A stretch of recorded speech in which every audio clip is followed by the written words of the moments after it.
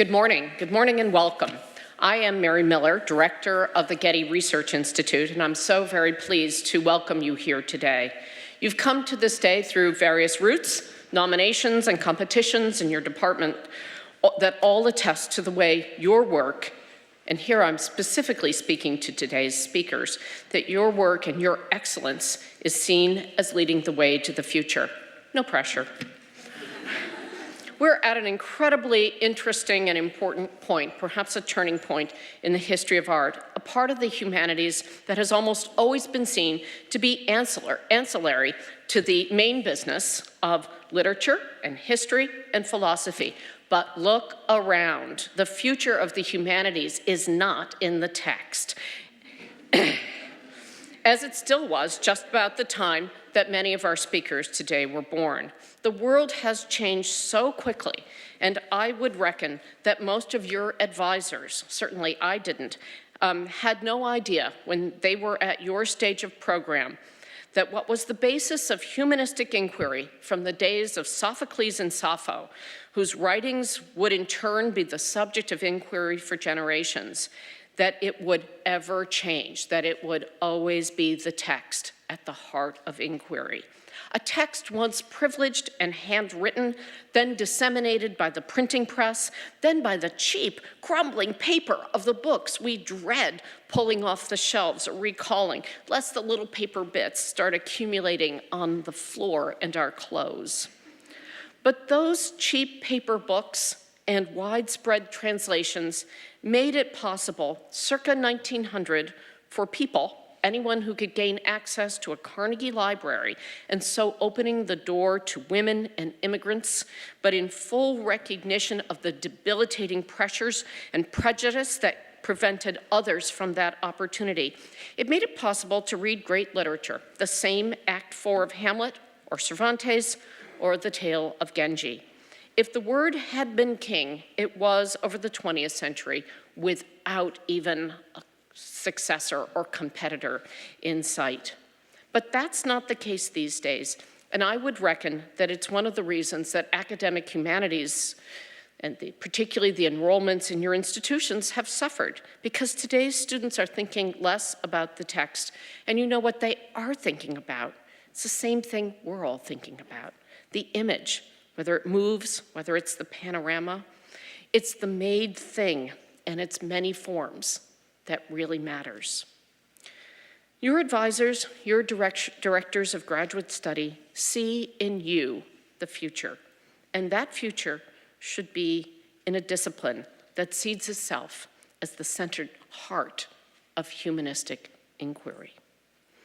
With this thought, I welcome you, and I want particularly to thank Andrew Perchuk, Deputy Director of the Getty Research Institute, and most particularly Rebecca Peabody, Head of Research and Special Projects, who has a little bit more of a welcome to continue.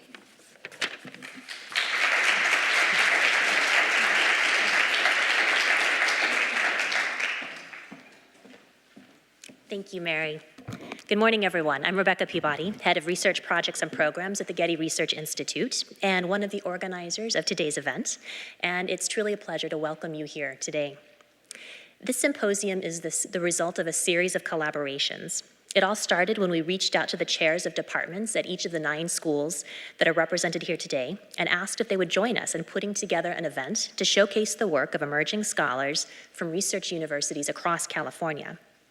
The department chairs then shared our idea with faculty and asked their colleagues to help nominate a graduate student and advisor to represent the department and the school.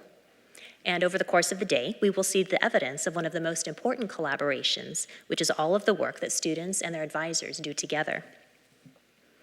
I wanted to highlight the collaborative nature of this event in order to call out the many layers of engagement that went into making it possible and to create an opportunity to thank everyone involved at each of those stages. But I also thought it would be an appropriate way to underscore the reason that we are all here today, which is both to showcase and to support the work of our emerging scholars. We have a lot of points of connection with graduate students here at the GRI, from our graduate intern program to the seminars we teach and host in special collections, to the community of research assistants and dissertation writers who spend time here each day. With this event, we're able to consolidate some of those connections, reach out to universities that aren't quite as local, and initiate a sustained conversation that will bring us together on a regular basis. Indeed, I hope that I see many of you at this event next year. In short, this event allows us to deepen our commitment to graduate education by highlighting the important work of emerging scholars, by providing a stage and a stepping stone in their professional careers, and by connecting art history departments across the state and contributing to the scholarly community that does so much to sustain us all. I would like to thank each of our partner institutions, our speakers and their advisors, many of whom have traveled to be with us today, and our audience, many of whom have also traveled to be with us. I heard last night that 2 members of our audience in particular flew in from Las Vegas to be part of today's event, and your efforts are very much appreciated. I am especially grateful to Amy Ogata from the University of Southern California, who started the conversation that ultimately led us to this day. And at the GRI, my thanks to Chelsea Larkin and the rest of our events team who do so much behind the scenes to help our events go smoothly. A couple of notes about our program today. We will have 3 sessions made up of 3 speakers each. Our faculty advisors will be introducing their students, and we should have just a couple of minutes after each talk for any burning questions. So if you have one, let me know. But if we don't have time, don't worry. We're definitely holding time at the end of each session for a more sustained conversation and question and answer session. I also invite you to join us for our public reception at the end of the day today. A couple of housekeeping points. If you drove today, we have complimentary parking for you, so please be sure to stop by our visitor services desk to have your ticket validated. And if you haven't already, please take this moment to silence your cell phones. I would now like to welcome our first speaker, Dan Abbe, along with his advisor, George Baker, both of whom are joining us today from the University of California at Los Angeles.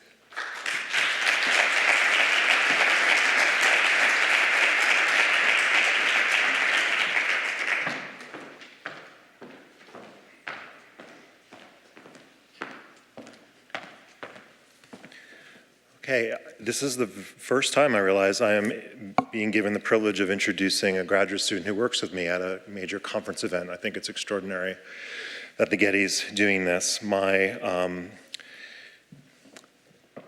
advisee, Daniel Abbe, gave me a 2-line introduction to read, which I think is very much in the spirit of the precision of Dan's work, but I'm going not to read what he told me to read and just say maybe more than a 1 or 2 sentence introduction.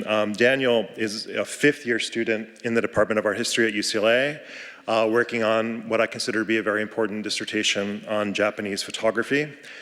Before coming to UCLA, he had lived for several years in Japan, has a background also in comparative literature, and also had been working and has continued to work as a writer for various publications like American Photo, Tokyo Art Beat, but also as a blogger writing about contemporary Japanese photography.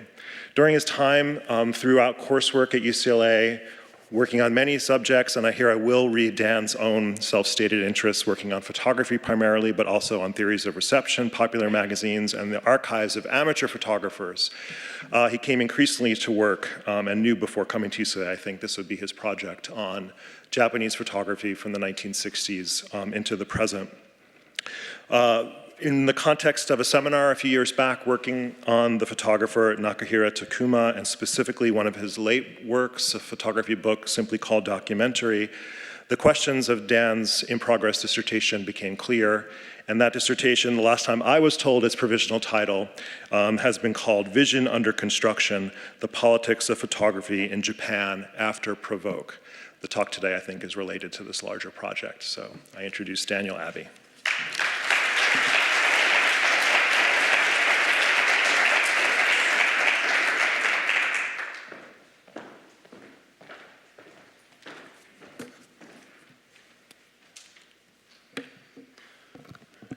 Thanks for the introduction, George, and thanks especially to Rebecca and Chelsea for all their work to put together this symposium, and thanks to all of you for coming out this morning.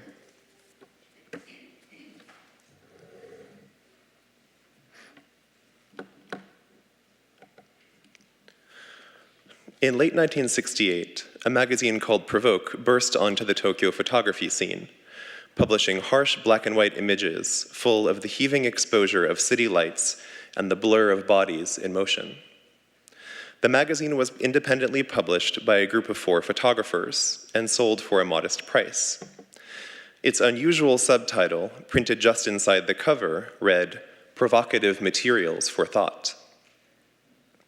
The Provoke members made black and white photographs that evince an almost illegible aesthetic of screeching contrast and dense grain.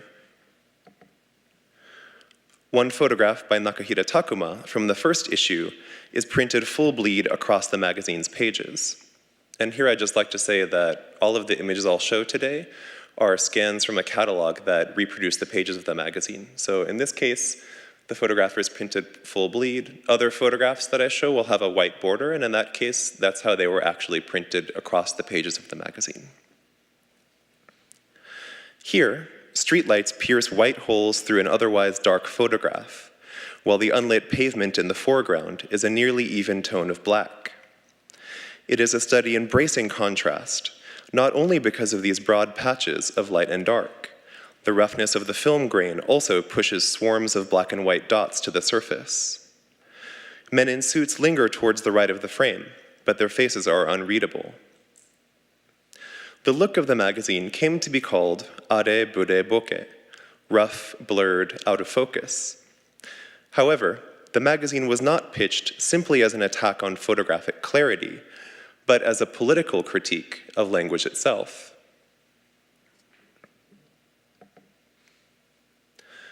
Although Provoke folded in 1969, after a run of 3 issues, it has come to dominate the conception of photographic practice in post-war Japan, which means it is time to reassess its position. While Provoke is now hailed as a landmark in the history of photography, and member Moriyama Daido has long been a prominent figure in his own right, the aftermath of the magazine remains largely unexplored in both English and Japanese language scholarship. One reason for this gap is the lack of attention paid to the dozens of critical essays that Nakahira, dates 1938 to 2016, published during the 1970s. In particular, his 1972 essay, The Illusion Called Document, shows why the period after Provoke can be called an aftermath. Nakahira was not responding to the fact of the magazine's demise, but rather to a fundamental shift in the mediation of photographs that led him to renounce his own work. Photographers could no longer think in terms of individual photographs. Now, according to Nakahira, they had to understand themselves as producers of always and already circulated images.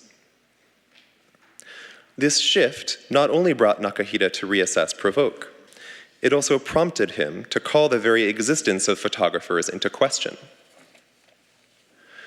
More broadly, the essay raises a fundamental question that resonates with photographic practices around the world at this time. What could be the ground of a politicized photography? Nakahira's turn to confront the image in his search to answer this question opens the aftermath of Provoke up to a much wider field of inquiry than blur and grain. It suggests other ways to reinvent the photographic document. In Nakahira's photograph from the first issue, a placard above the cars to the left spells out a single English word, empire. This was not a matter of chance, and if it acknowledges Japan's own imperial history, as well as its engagement with the imperial ambitions of the United States in Asia, it also describes the way that Provoke understood the dominant language against which it was aligned. Across essays from the late 1960s, Provoke member Taki Koji had located the ground for photography's politics in the idea of the document. At a time when students occupied their universities and Tokyoites took to the streets to protest Japan's involvement in Vietnam, his was certainly a semiotic form of politics, one that positioned the photographic document as embodied speech against dominant language. The stakes around discourse were high precisely because of Japan's wartime history. Taki wrote that language in the 1930s was distorted to produce a false yet widely believed version of reality. In the manifesto-like statement that Nakahira and Taki wrote for the first issue of Provoke, they claimed that language had, quote, lost its material base. By contrast, photography's unmediated connection to reality, in other words, its status as a document, gave it a, quote, irreversible materiality that allowed it to escape the mystification of language altogether, and thus potentially disrupt the superstructure of Japan's present-day capitalist modernity. Philip Charrier has described this potential in terms of a, quote, claim for the transformative potential of an I, EYE, that sees the world separately from and differently than human consciousness. Provoque's harsh photography was an attempt to put this theory into practice. In a text published during his Provoque days, Nakahita claimed his photography to be the unbracketed reality of his own experience, and stated that he had no idea what happened to, quote, a single photograph after it is published and distributed en masse. He would reconsider this point in the magazine's wake.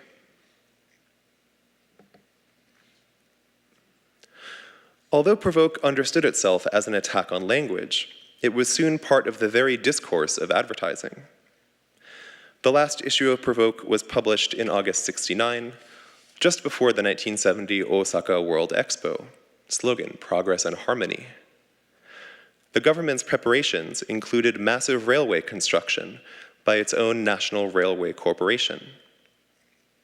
Fearing that the new lines would go unused after Expo 70, a major advertising firm was tasked with boosting travel to rural areas along this network. The result was Discover Japan, a campaign that offered ostensibly modernized urbanites the fiction that they could visit benighted, unspoiled regions of the nation, when in reality, the boom in government-funded construction projects, such as dams and airports, meant that distinctions between the countryside and the metropolis had long been flattened. The rail network, like the power grid, was only the physical manifestation of the flows of capital, expressed more abstractly in real estate prices, between urban and rural areas. When Nakahita looked at the campaign, he saw a co-option of Provoque's very photographic language. In The Illusion Called Document, he wrote, quote, a friend joked to me, hey, Provoque is a big deal now. Even the National Railroad's gone blurry. But it's no joke. On the contrary, it's a kind of reverse proof that they can take anything and water it down until only its form remains. Not surprisingly, Nakahita rounded on his own Provoque work, criticizing it for what he saw as its overly expressive, even poetic character. Yet the issue of blur in commercial photography in Provoque is more complicated than Nakahita makes it out to be. And this issue also connects Provoque to some of its blurrier forerunners.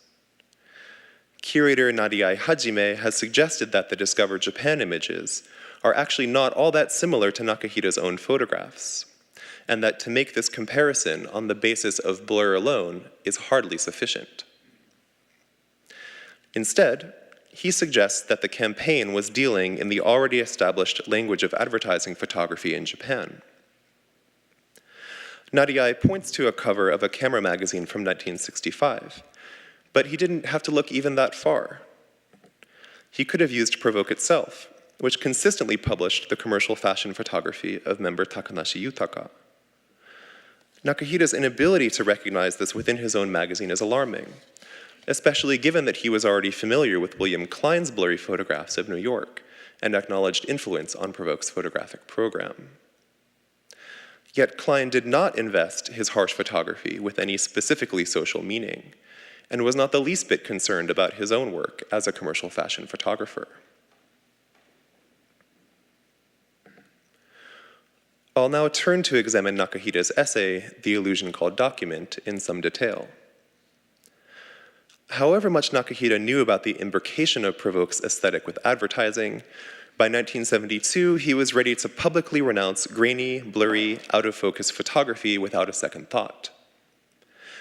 The document, though, was another story. Even in an essay titled The Illusion Called Document, Nakahita never rejects photography's status as such. On the contrary, towards the beginning of the essay, he reaffirms its importance to the medium.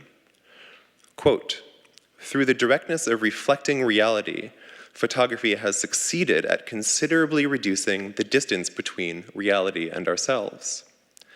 Photography could have no great potentiality in contrast to other media without this. In order to explain this directness of reflecting reality, Nakahita presents a fairly standard idea of photography's indexicality, describing the photomechanical interaction of light and camera.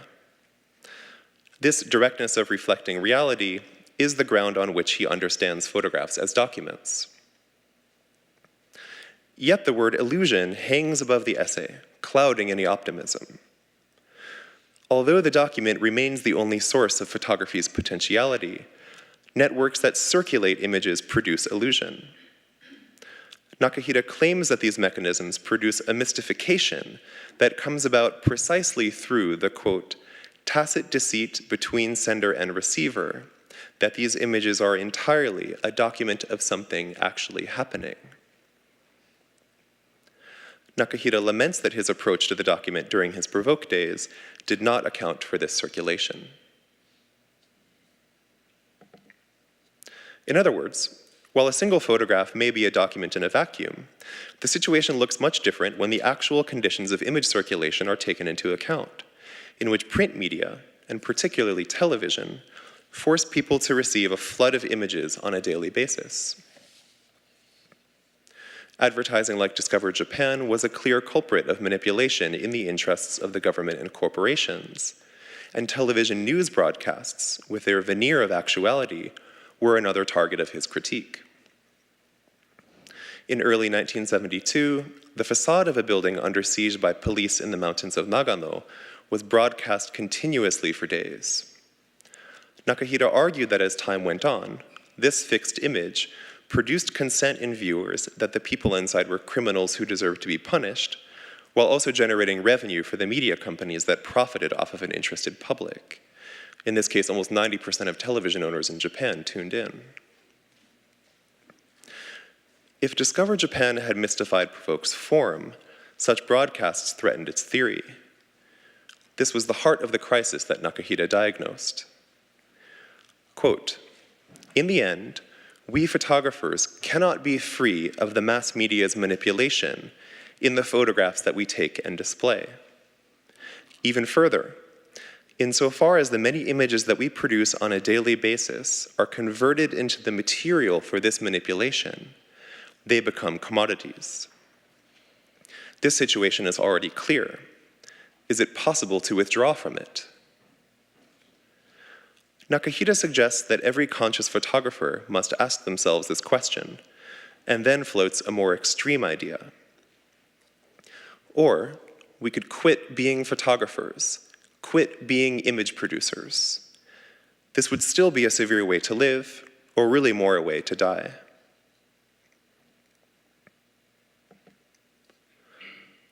Nakahita asks whether it is even possible to imagine freedom from the circulated image, when its dominance has been secured through the very idea of the document, which Provoke's first issue had invested with nothing less than guaranteeing a foothold on material reality.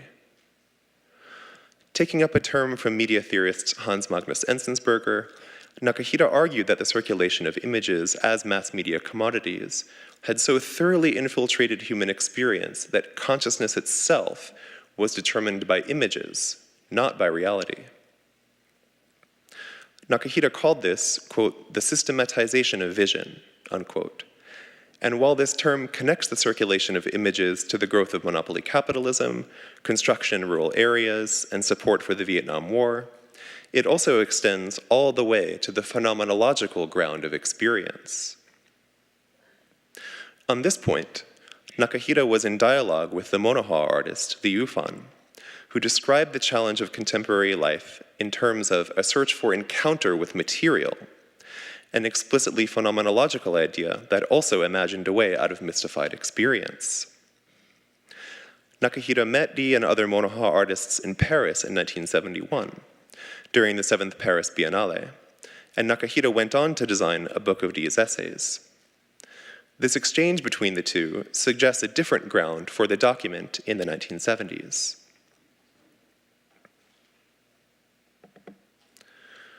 But advertising itself also had to contend with this new regime of the image.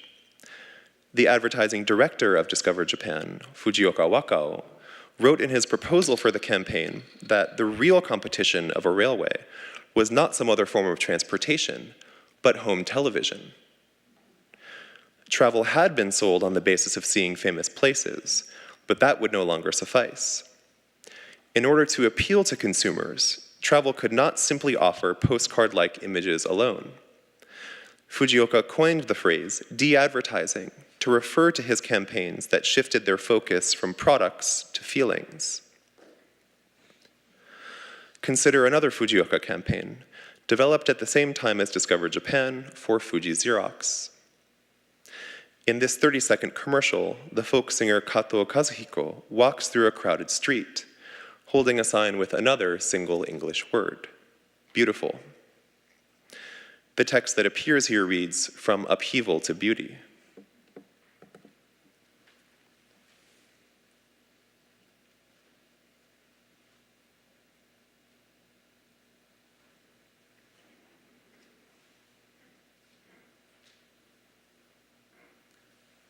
Well, the ad didn't play, but we'll move on. On the one hand, the ad shares some of the hallmarks of Provoke photography. It's shot on the street and uses intense backlighting, as well as fairly extreme blur at the edges of the frame. Even the sound, too, was intentionally distorted by swinging a microphone around in the studio as a recording of the music was played back over speakers. You can watch it on YouTube later. These techniques were surely not consciously lifted from the pages of Provoke, and they might well have been familiar to the ad's audience. Xerox, of course, manufactures the technology of mechanical reproduction, and Taki had used a Xerox machine for his work that ran in Provoke's third issue. From upheaval to beauty may actually be an apt slogan. In the end, both Nakahira and Fujioka grapple with the challenge of circulated images. In Fujioka's case, their documentary quality leads him to the mystification of de-advertising, an escape from advertising cynically realized through advertising imagery, in which the commodity dissolves into consciousness. Nakahira understands the situation as a crisis, and it forces him to rethink how the document, photography's only potentiality, might be returned to an unco-opted material state. The crisis is felt by those who understand themselves on the outside of the image, or at least trying to imagine that position.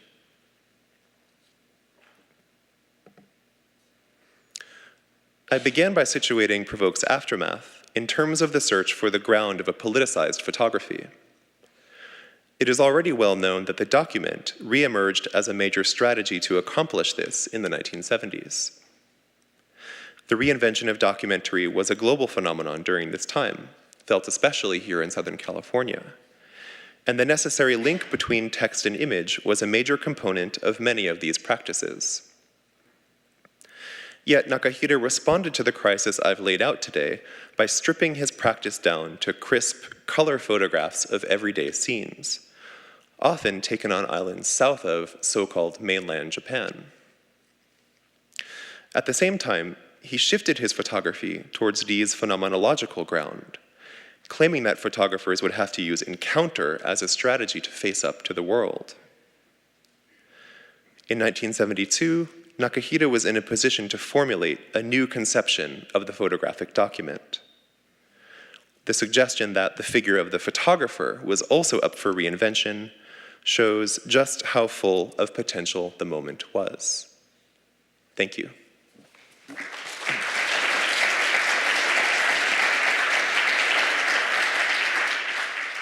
Good morning, everyone. I'm Bridget Cooks. I'm professor of visual studies and art history and African American studies at UC Irvine. I'm also representing my colleague, Cecile Whiting, that is also advising Sharrissa Iqbal. I'm really proud to have her as one of my students and to have her as a representation of our entire department. Sharrissa Iqbal is a fourth-year PhD student in UC Irvine's Visual Studies program. She earned her BA in art history at the University of Southern California, and she received her MA in the history and theory of contemporary art at the San Francisco Art Institute. She is currently writing her dissertation on the intersecting histories of artistic abstraction and scientific thought in the 20th century Los Angeles, focusing on the work of Helen Lindberg, Mary Corse, and Fred Eversley. Sharrissa has presented her scholarship at the 2017 Case Western Cleveland Symposium and at Harvard University in 2018 at the Graduate Conference in Visual Studies. It's my pleasure to introduce you to Sharrissa Iqbal.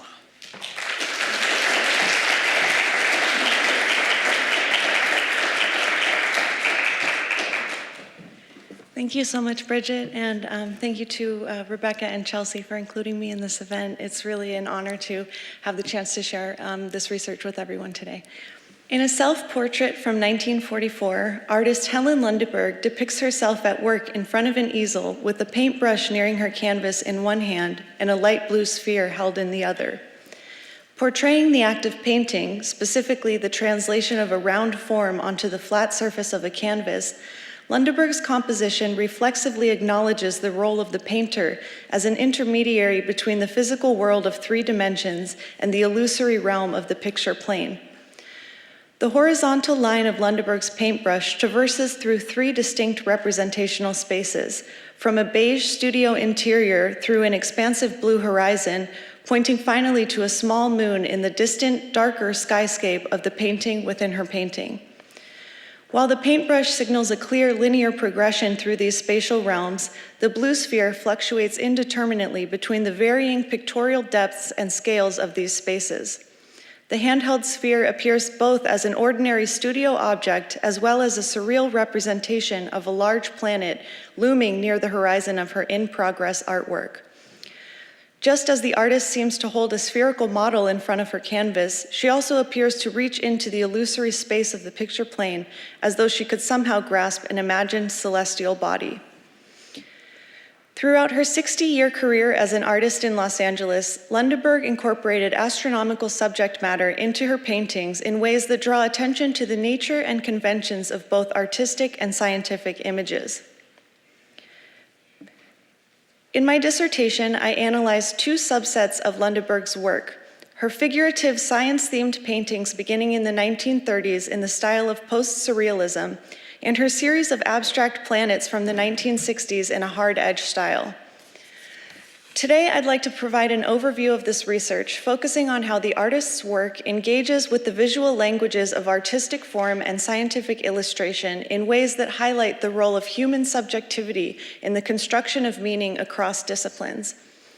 By situating the artist's work within the context of contemporaneous scientific images and discourse, my research examines the ways in which Lindberg's astronomy-themed paintings exist in dialogue with period-specific cultural understandings of cosmic space. The Red Planet is Lindberg's earliest astronomy-themed painting, created in 1934. In addition to the work's title, a black and white depiction of a comet shown propped against a book entitled Mars signal the work's cosmic theme, inviting viewers to gather further meaning from the arrangement of forms. In this context, the small red marble evokes a distant planet resting atop a table whose elliptical shape recalls the path of a celestial body in orbit. Additionally, the brass doorknob above doubles as the suggestion of a sun, subtly functioning as a light source, casting shadows throughout the rest of the composition.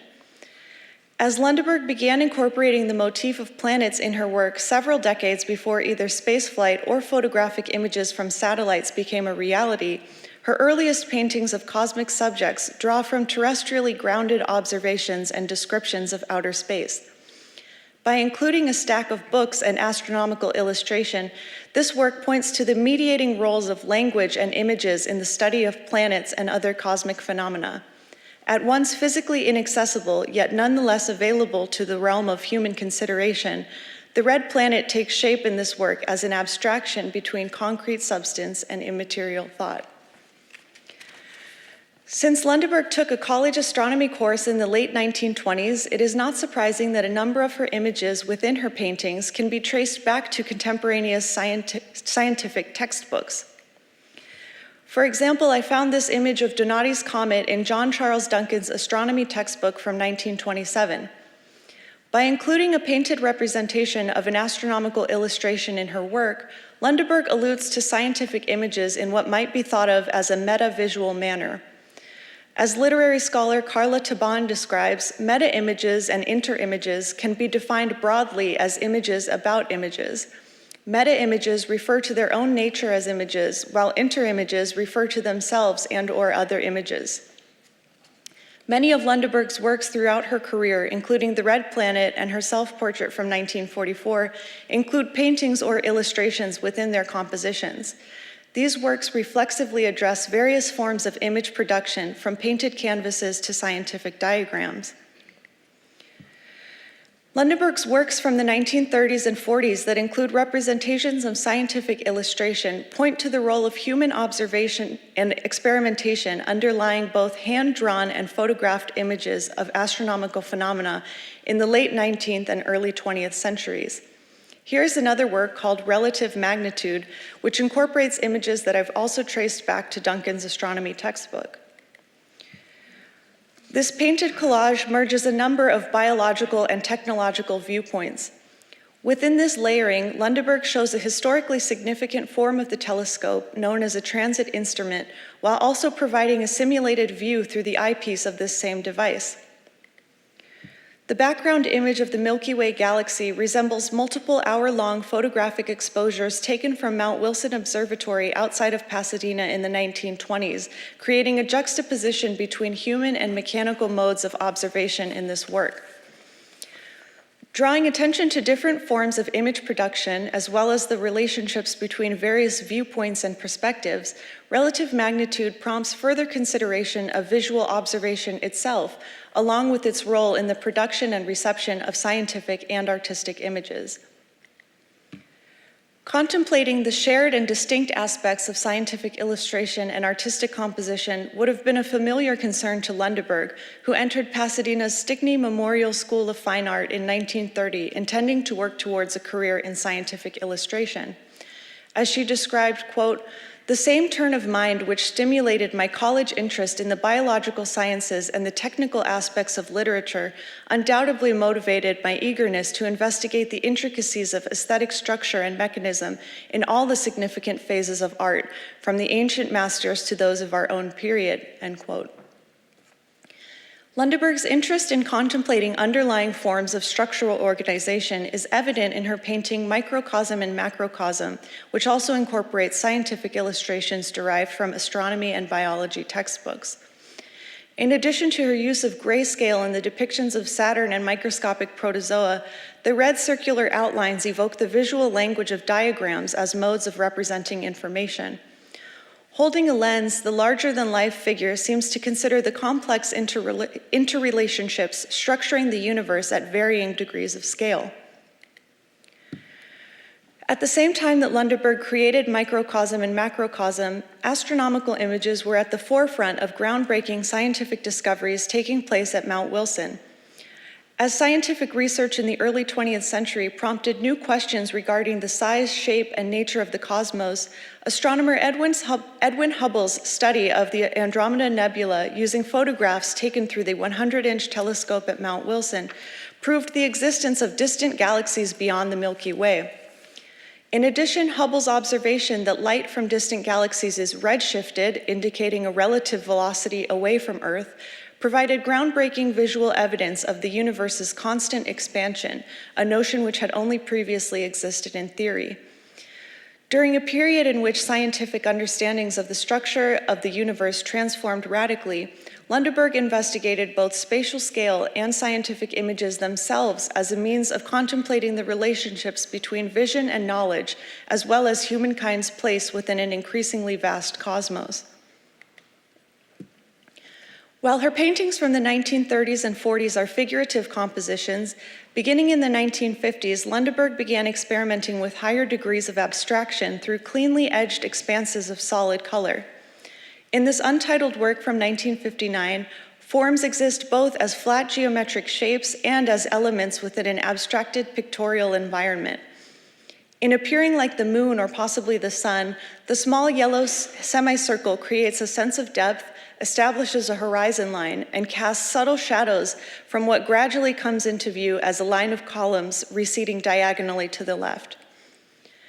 Despite working within a historical context in which critics and scholars perceived a more dichotomous relationship between abstraction and figuration, Lindberg happily inhabited the indeterminate space between these poles. From 1964 to 1969, Lindberg created a series of around 20 hard-edge planet paintings.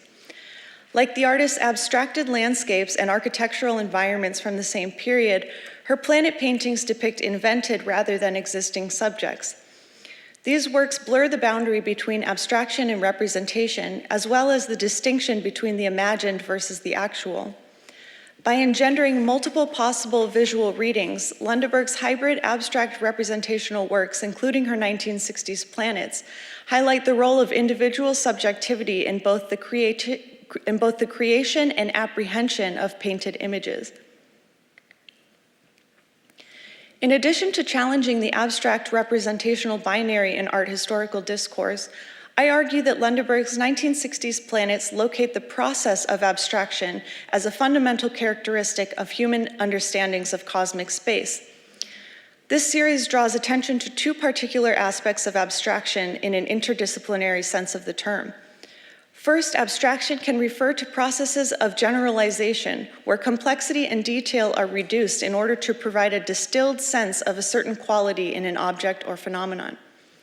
Second, from a philosophical perspective, abstraction is a distancing from the realm of concrete physicality into the realm of ideas and concepts. I explore both of these aspects through a consideration of Lindberg's series as a whole and by analyzing specific works. Unlike her earlier astronomy-themed works, Lindberg's 1960s planet paintings do not directly incorporate specific source images. In fact, this is one of their most intriguing aspects. By combining formal experiments with color and composition, along with the synthesis of imagined and actual views of outer space afforded by technological advancements in space flight, Lindberg's paintings correspond with a broader cultural imaginary of planets and cosmic space leading up to the 1969 US moon landing. As historian Emily S. Rosenberg describes, the post-war media age fueled multiple visions, narratives, and meanings of outer space, creating a sense of undefinability and semiotic expansiveness. Whereas basic principles of space travel were not well understood in pre-war popular culture and human space exploration remained solidly fixed in the realm of fantasy, space boosterism in the 1950s helped shape Americans' view of spaceflight as not only possible, but forthcoming in the near future. The result was a convergence of real technologies and highly imaginative possibilities visible throughout space race era news coverage, advertisements, and science fiction imagery. As technology promised to take humans to distant extraterrestrial destinations, mass media images brought outer space into the American home and into the forefront of collective consciousness. The diverse and widespread range of scientific and science fiction representations of outer space in the 1950s and 60s increased the visibility of actual and imagined cosmic phenomena, while also abstracting the notion of planets from any singular image or visual source. Within the vast array of visual representations of planets in outer space during this period, Lindberg's artistic experimentation in her planet paintings aligns with the conceptual open-endedness and imaginative range of possibility characteristic of American understandings of outer space at the time. Among the planets from 1965 relates to a widespread cropped planet motif visible across scientific and pop cultural images. While the cropped planet viewpoint has a long history within science fiction illustrations, this format became increasingly prominent in mainstream media imagery after the image on the right was photographed in 1946. This is the first photograph ever taken from outer space, and it circulated widely in an issue of Life magazine shortly after it was taken by the US Navy at an altitude of 65 miles using cameras attached to V-2 rockets. As art historian Stephen Peterson describes in Space Age Aesthetics, this first photograph from outer space is both representational and abstract, as the defining features of Earth's surface blur into a more generalized picture of the globe. In addition to locating abstraction at the heart of early space photography, this example points to the ways in which new views of Earth, first foreshadowed by science fiction imagery, subsequently prompted further imagined representations. During the 1950s and 60s, the cropped planet motif appeared frequently in advertisements for satellite technologies, science fiction imagery, and scenes in movies. The cropped format not only suggests the large size of a planet that cannot fit into the frame of an image, but also situates the viewer in outer space.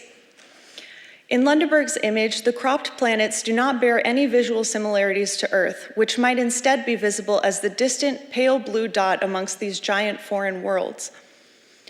While this painting relates to contemporaneous imagery, it also distinctly differs.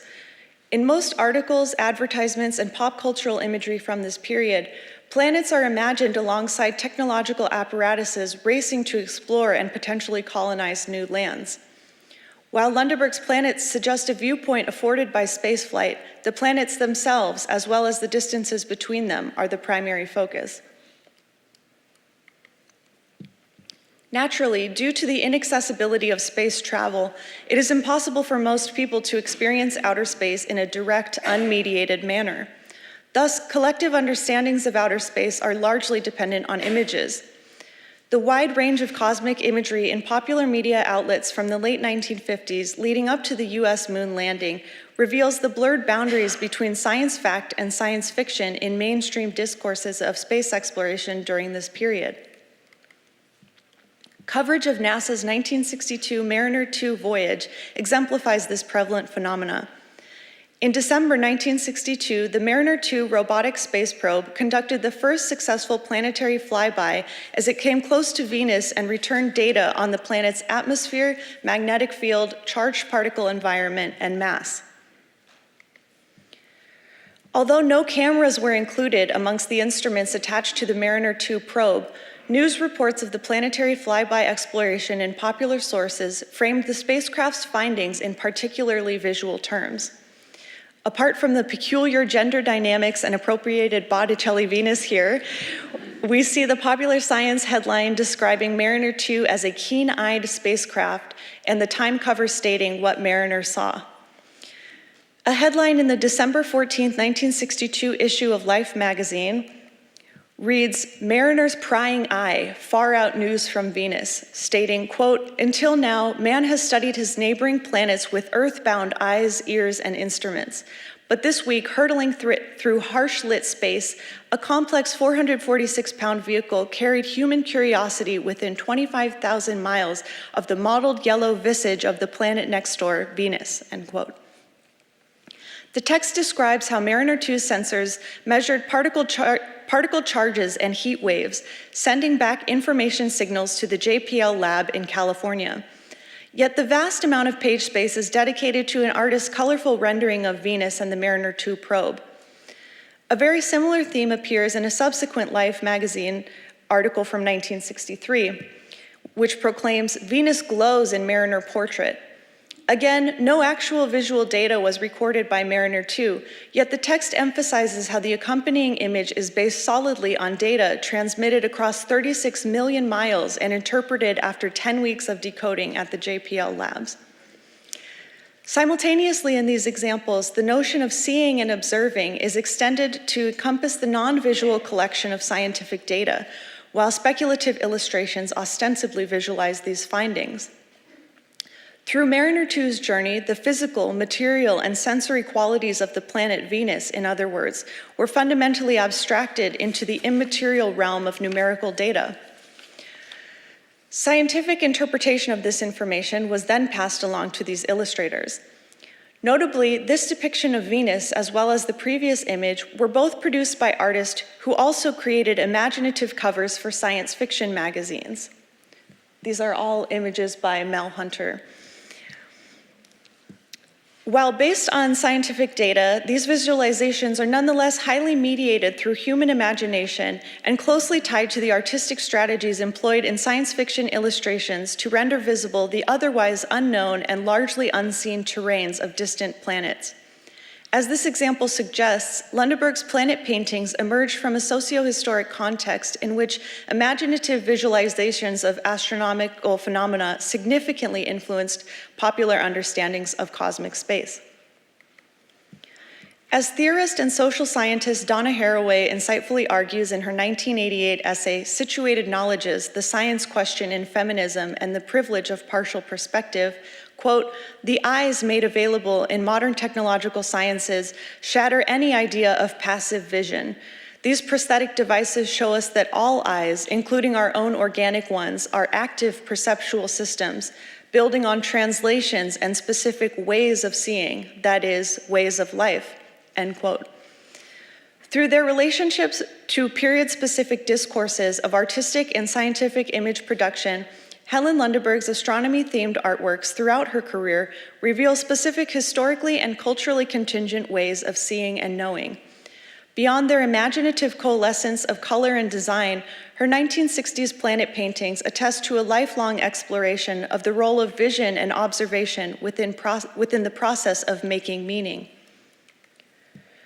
Combining her interests in astronomy with considerations of the subjective nature of vision, Lindberg's paintings of planets throughout her career merged the rational and scientific with the mysterious and personal in ways that prompt further consideration of the construction of knowledge itself. Thank you.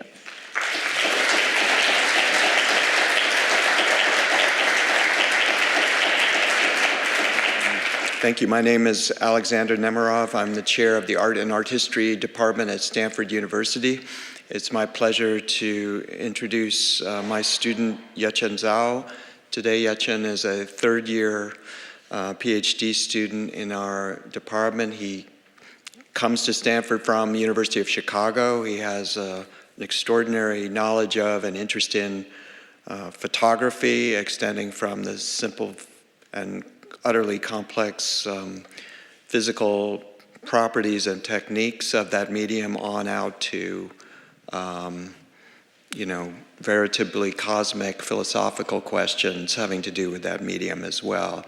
One issue, for example, that Yechen is interested in is the phenomenon of belatedness, of ongoingness that so notoriously attaches to photographs, and that one instance of which, of course, is simply the way they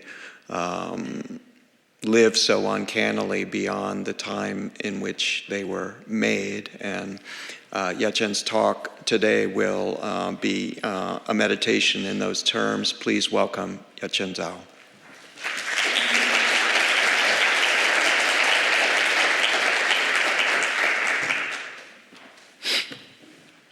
All right.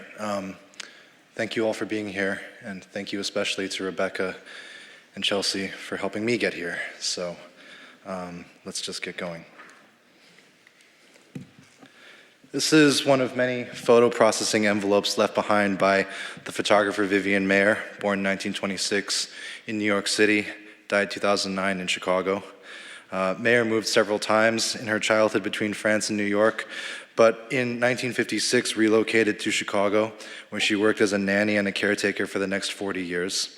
Near the end of her life, her failure to keep up payment on some storage lockers resulted in the auctioning and subsequent dispersal of her possessions, which included a massive number of unprocessed film, negatives, and prints. Without rehearsing the rest of this posthumous discovery, I refer you to Pamela Banos's really excellent 2017 book on Vivian Mayer. It suffices to say that the reception history of her photographs, though only 10 years long, is convoluted, is controversial. It involves multiple buyers with uncertain claims to her estate who profit off the sale of photographs attributed to her names. This talk is about Mayer and her photography, but it's not aimed at settling who owns it or policing what can be said about it. Rather, I would like to dwell on her photographic practice to ask more trenchant questions about how we treat the material detritus of photography, from prints to negatives to film, in order to think about how photography fits into art history more generally. It is a telescoping talk happening at the level of the individual image, the entire corpus, and on a broader theoretical plane. I just want to point out that on this envelope, Vivian Mayer has written, "Please do nice work," and that is my effort here, to try and do some nice work.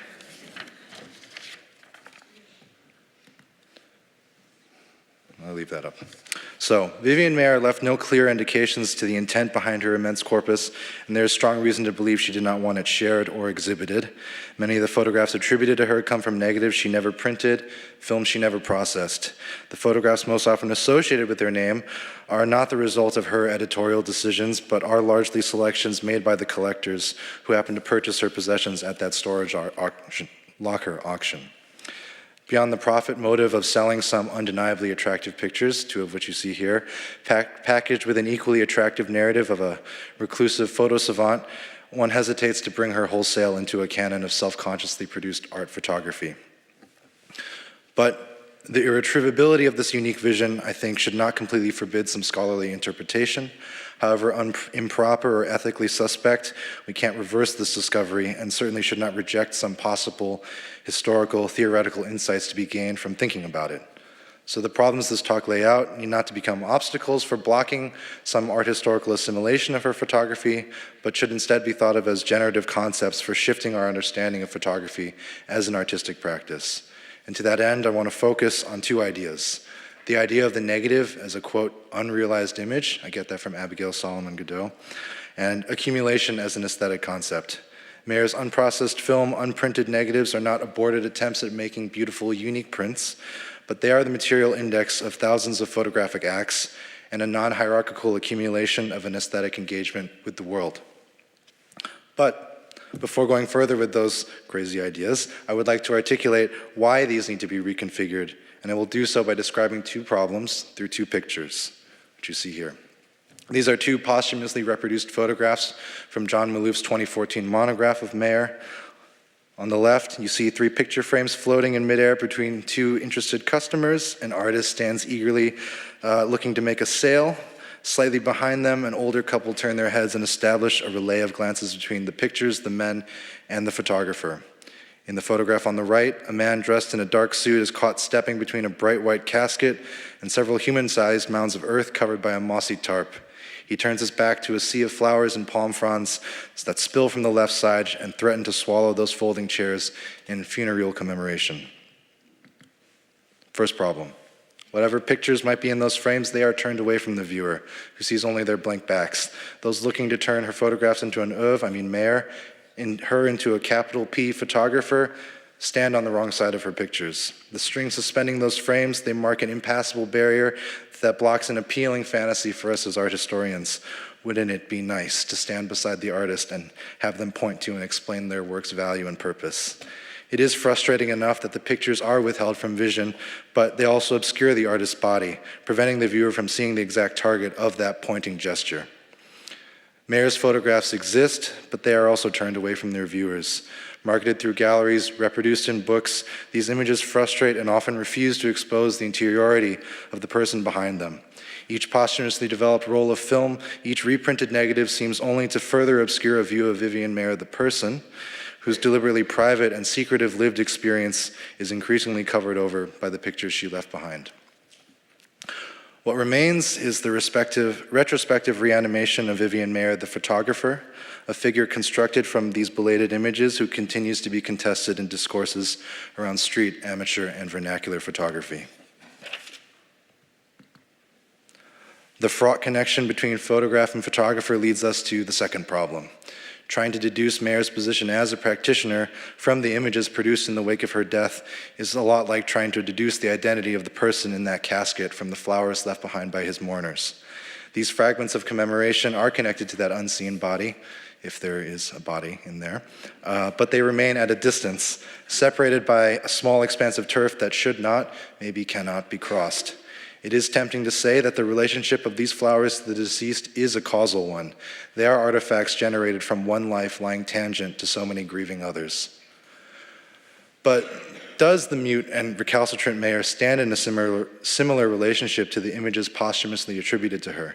Can we call her the author of pictures she might never have seen or wanted to share? To that end, let's talk a little bit about the print, which remains a commonly agreed endpoint in photography as an artistic practice. The print is what can be framed and exhibited, bought and sold. As an object, it seems to hold the deepest reservoirs for accepting actions we could call artistic, authorial. I think this is exemplified by the reverence for the vintage print, which makes a claim for intimate closeness to the photographer's mind and hands. The negative, on the other hand, is more like a preparatory sketch or a scale model, some intermediary step awaiting final aesthetic transformation into an image meant to be seen and shared. Art history is thus rightfully hesitant to organize these photographs under the umbrella of an artist of a great deal of aesthetic decision-making, from selecting a particular negative to cropping, dodging, burning, comes not from Mayer, but from the various stakeholders financially invested in manufacturing her artistic reputation. A single woman who supported herself largely by caring for the children of wealthy families in Chicago, Mayer had no regular access to a professional darkroom, and her prints made in her lifetime were either produced by professional photo labs — she was a regular customer of quite a few — and made in her improvised bathroom darkroom.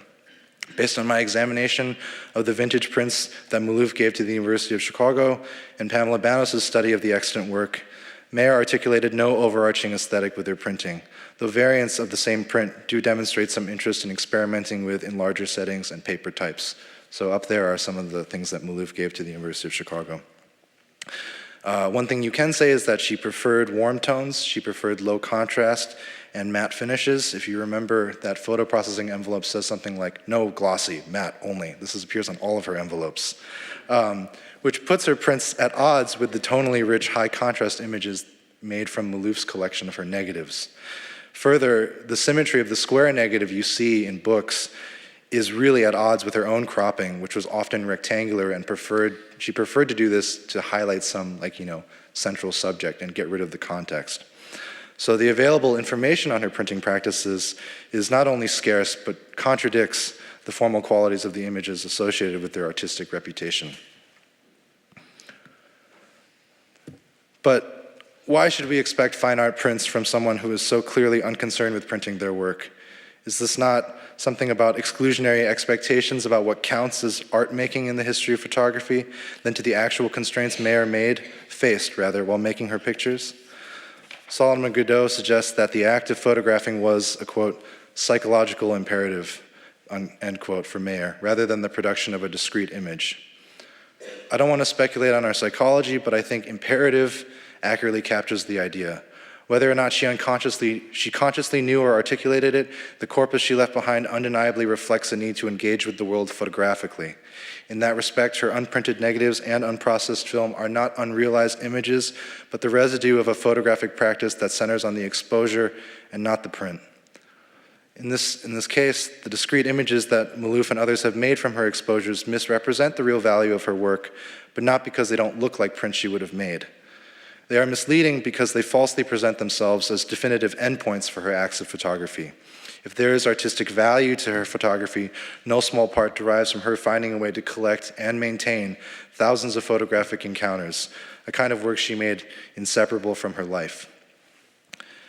Mayer concerned herself with the photographic aesthetics of accumulation, by which I mean the insistent production and gathering of camera exposures that refuses to acknowledge any end. And by this I mean both finality and explicit purpose. Her commitment to this practice ultimately influenced the kinds of things she photographed and articulates in its unwieldy size photography's potential to unfold endlessly across time and space.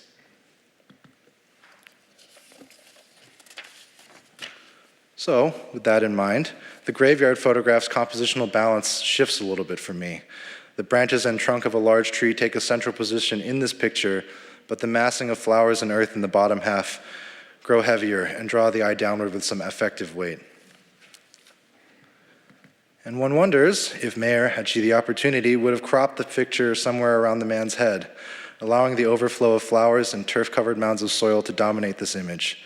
The macabre sense of foreboding generated by the human shape and scale of those piles of dirt begins to transfer to the flower pile, and one starts to recognize the allure of accretion. It suggests an order, some structuring intention behind the amassing of things. So, another example of accumulation.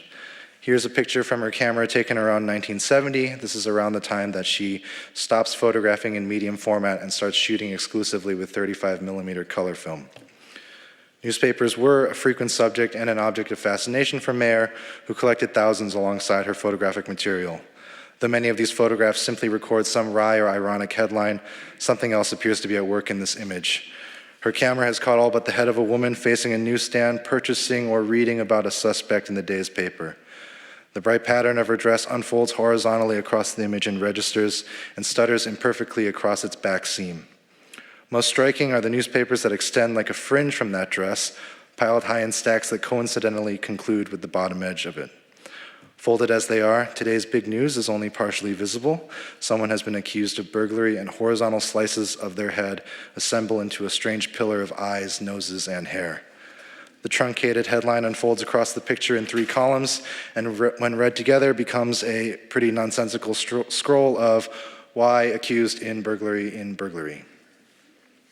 Stacks of newspaper at a newspaper stand can be explained as quickly and easily as flowers at a funeral, but Mayer shows us how this accumulation generates visual interest in excess of that easy explanation. As the news takes on physical form, it piles up in weighty columns of bodily proportions, standing before and behind the seller counting bills at the window. There's a distinction to be drawn here between accumulation and repetition, and this occurs at the level of the photographer as well as the individual photograph. Certain compositions may reappear in her newspaper photographs, but they are not programmatic repetitions aiming to articulate some conceptual approach. The newspapers all have the same image and words, but they're slightly irregular stacking, not, a little bit like the not quite perfect pattern on that dress, calls attention to their accretion as such. The repeated enunciation of a sentence fragment is a fascinating subject, but the imperfect and inconsistent legibility of that same headline spooling from top to bottom is what I think gives the image a particular force. Again, accumulation is not the same as repetition, and here I emphasize, carefully, my distance from Deleuze's monumental work on repetition in favor of a more casual understanding. Acts of repetition carry a certain pre-planned restrictiveness that is either absent or disregarded in acts of accumulation. Transposed to a photographic context, the difference becomes a little clearer. Repetition might have produced Eugène Atget's many photographs of Paris storefronts, but accumulation might better characterize the picture taking of Gary Winogrand in his later years. That's a context sheet.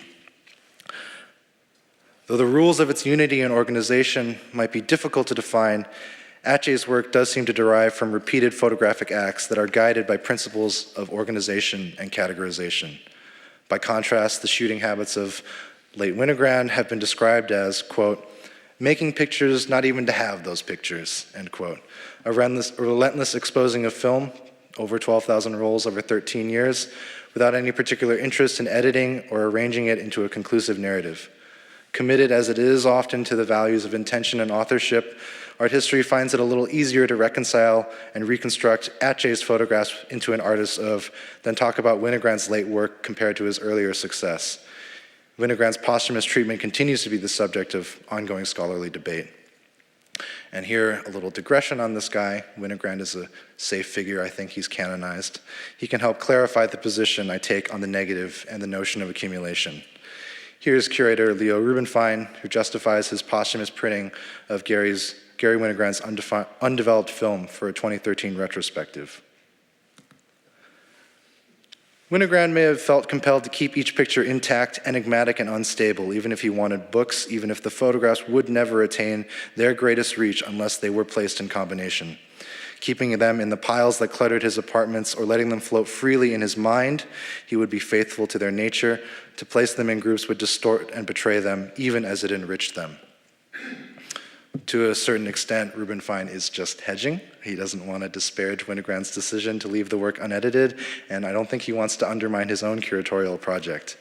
But the gap between the photographer's vision and his is acknowledged, and he seems to suggest that the flowering of one does not diminish or exclude the other, even if, quote, a posthumous editor comes to meetings Winogrand might or might not have endorsed, end quote.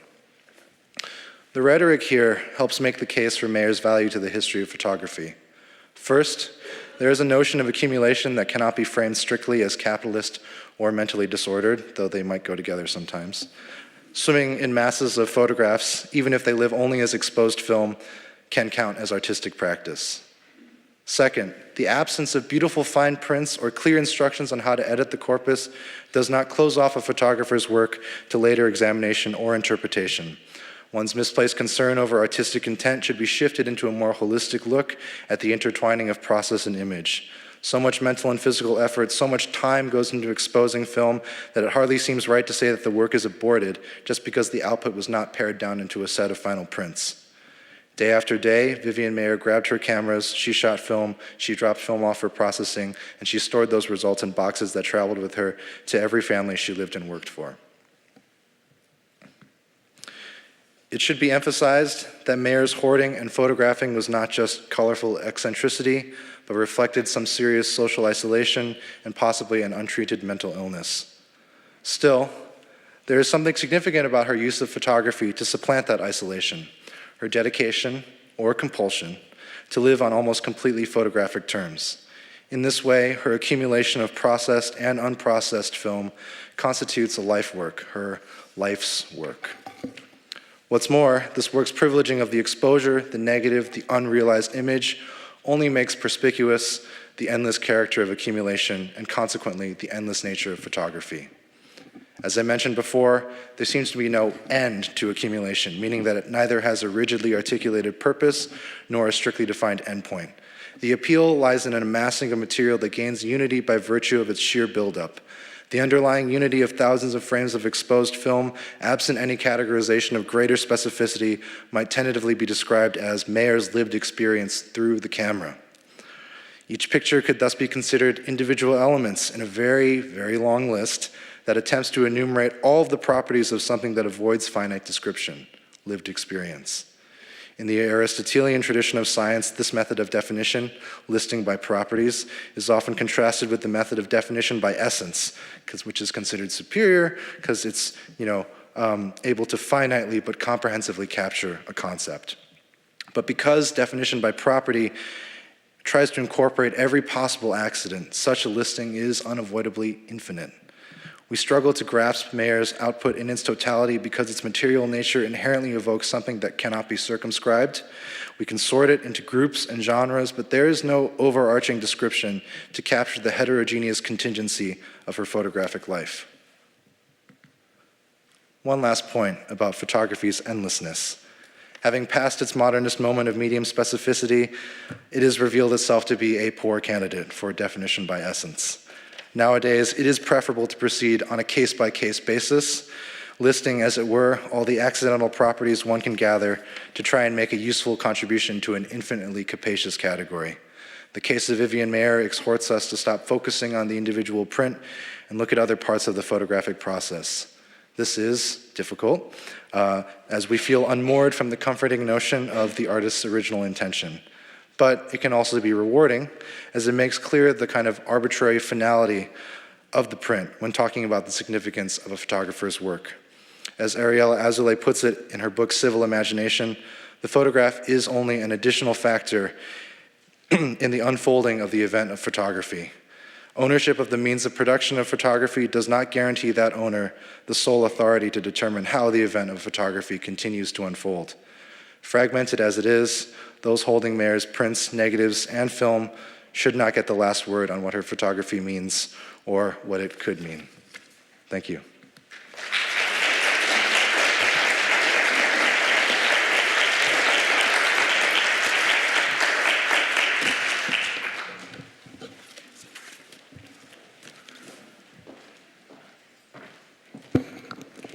Thank you for 3 really captivating talks and a great start to our symposium today.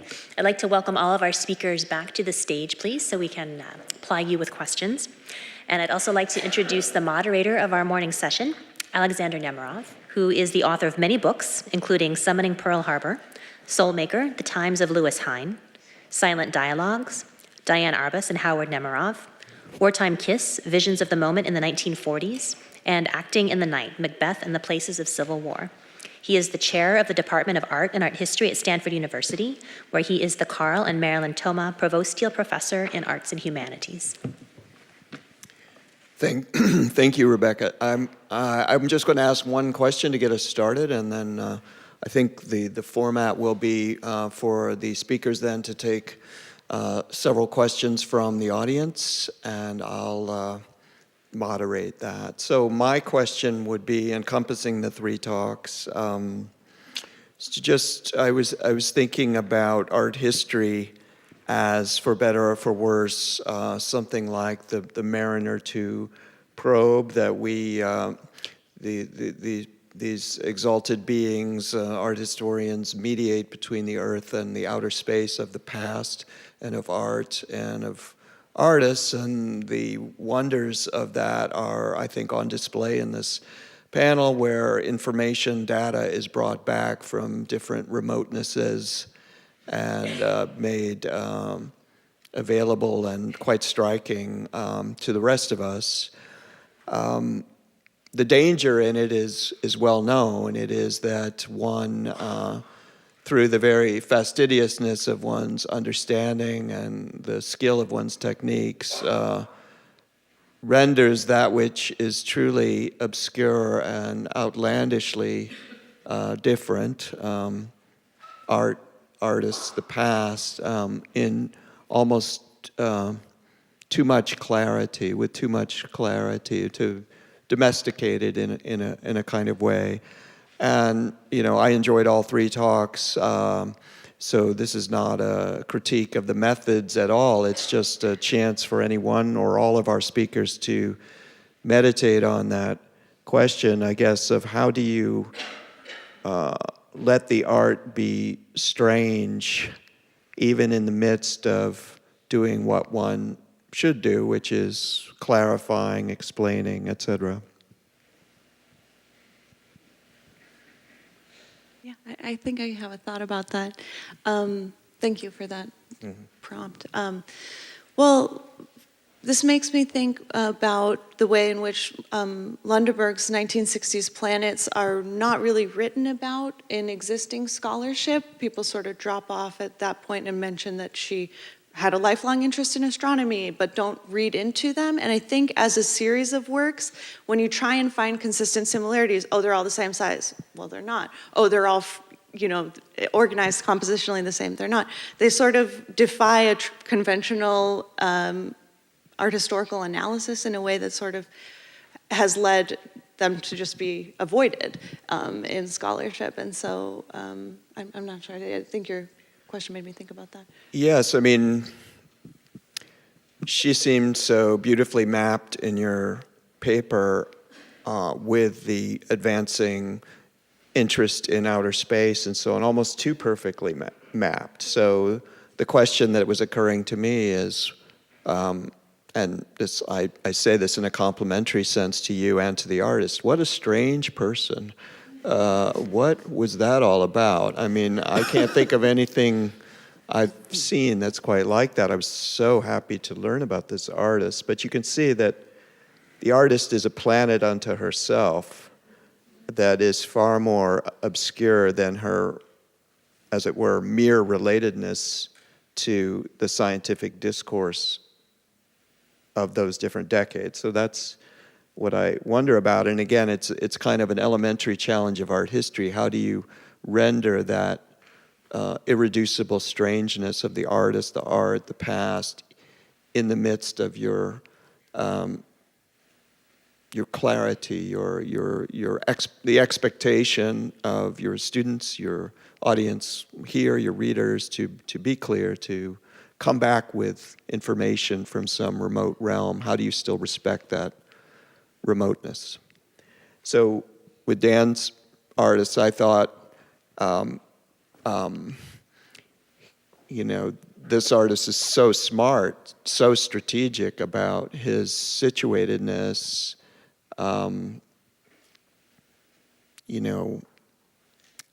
How can one see the obscurity or strangeness or non-self-sameness of that immense intelligence, if that makes sense.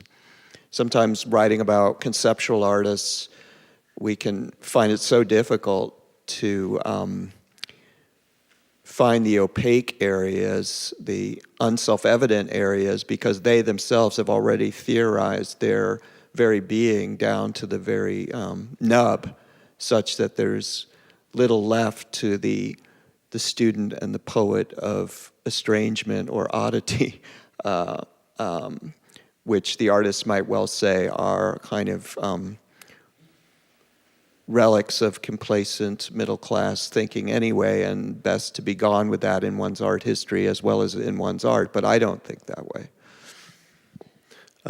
Yeah, to respond to that, I think, how do I keep the work remaining strange? I feel like Nakahito is a figure who's so theoretically complex that at this point I'm doing a lot of work just to try to unpack what he's doing, but also at the end, the last slide that I showed in his color work is just to unpack the kind of theoretical terminology behind that. I think that at this point, it's complicated enough that no matter how I unpack it, it will still remain pretty strange. So that's the way I'm thinking about it for now. Yes, yeah. Well said, yeah. Do you have any thoughts? Yeah. Alex has not heard this talk, the one that I gave, so this is not like him throwing me easy questions. But I will say that I am perpetually confused, oftentimes too confused, and I think that when I write things, I want to make clear my confusion, as clear as possible how confusing things are. Yeah. And so with something like Vivian Mayer, whose archive is enormous, doesn't exist in the same place, it's very hard to see it, it's like a very generative place to just sit there and be like, well, what the hell is all this about? Mm-hmm. Thanks for saying that. And it may be that there's, this may not be quite the right term, but there's a kind of humanism involved in what you say, because this is just my gloss on your talk, would be there's something almost obscene about the way that these discovered negatives are kind of constellated into a person, an artist, a career, a life, a phenomenon. It's too easy, too simple. So that's all the sort of failures of the old humanist discourses of essences, artists, art, biographies are well on view in that obscene scenario. That the other hand then would be to seem to be in a space of pure skepticism and critique. One could imagine a paper on Mayer which does nothing except lucidly critique the very obscenity I just spoke about. But your position seems to be neither one of those things, but some sort of honest confusion, some not necessarily comfort, but or contentment, but some willingness to be in a space of not knowing, and but not to think of this endlessness as synonymous with some lack of conviction on your part, lack of a commitment at risk on your part. And I think that's interesting. The view, the close-up view and the distant view are equally obscure, and the art historian lucidly portrays that obscurity. Yeah. It's always been my dream to be the man on the street interviewed by local news, and I think that captures perfectly my position with this archive, where it's like, can you believe it? And I try to describe my astonishment in a way that might mirror other people's astonishment, and so I describe it as clearly as possible without trying to say like, well, here's how you ought to see it, or look at all the bad things that have been done with it so far. It's really just, wow, can you believe it? Questions from the audience? It's right here. We're going to wait for the mic.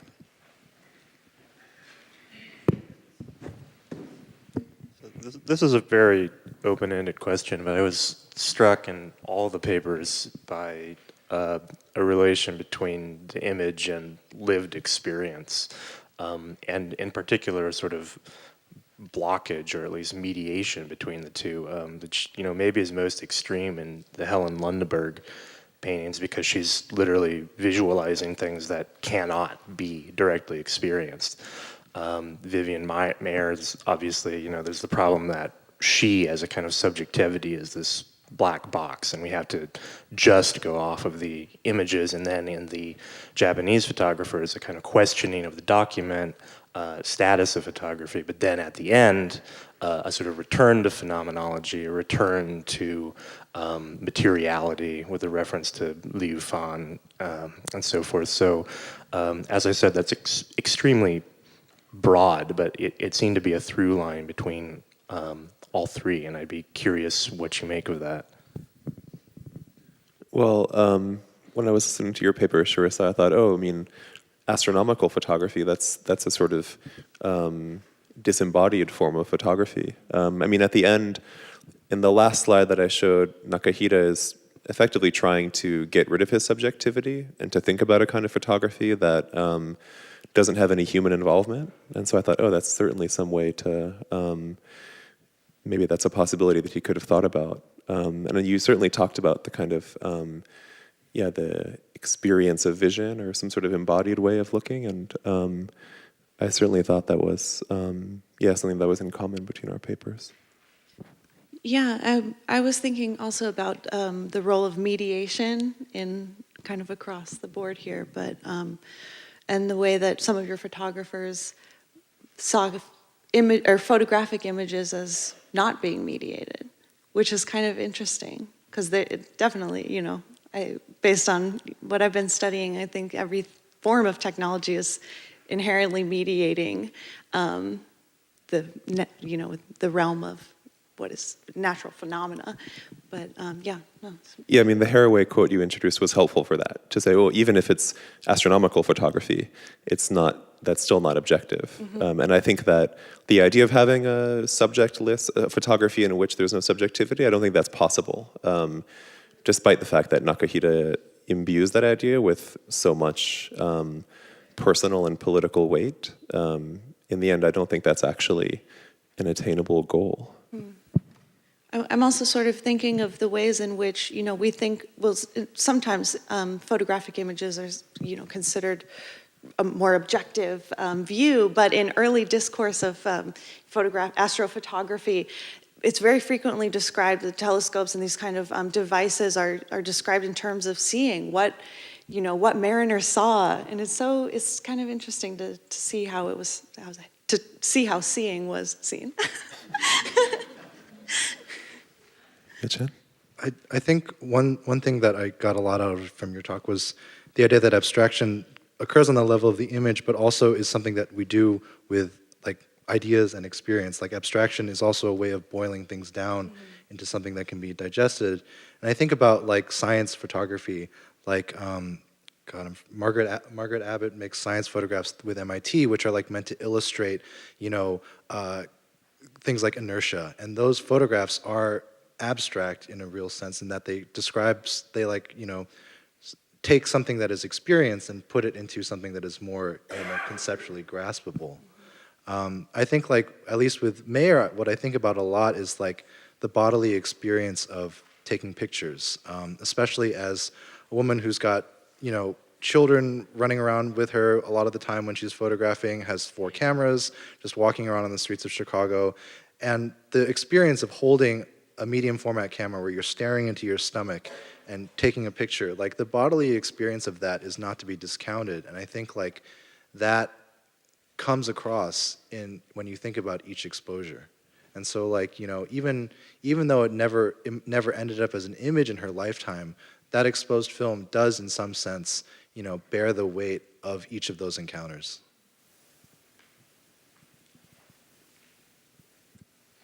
Mary? I wanted to return to a phrase that Yechen used toward the end of his talk on the arbitrary finality of the print.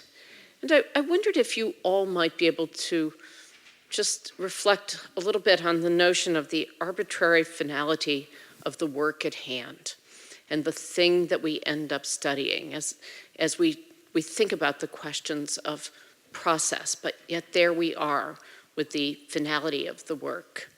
Would you wrap your heads around that a little bit?